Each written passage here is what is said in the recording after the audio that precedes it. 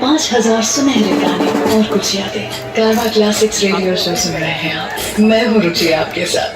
बदन पे सितारे लपेटे हुए, ओ जान तमन्ना किधर जा रही हो, जरा पास आओ तो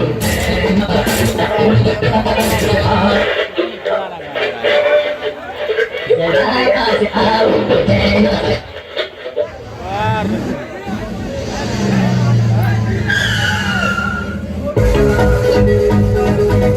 ताजा ताजा आइला तोड़ के, हाथे अंगूर ना लागे लंगूर के, लड़ब के टपके तो है, देखो तारा तुमका घूर घूर के।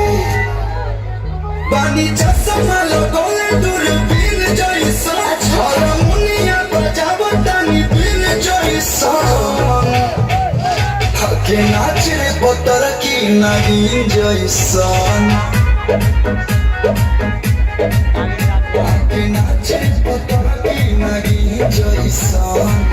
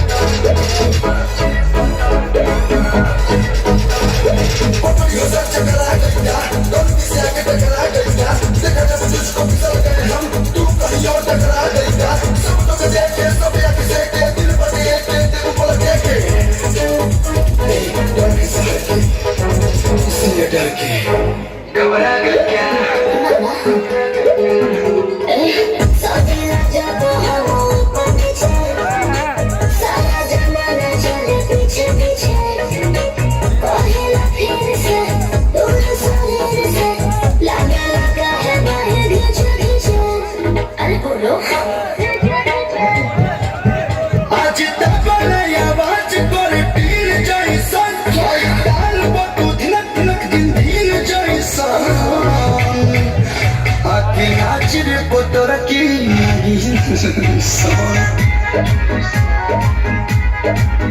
I cannot judge Patarki nagihin joyson.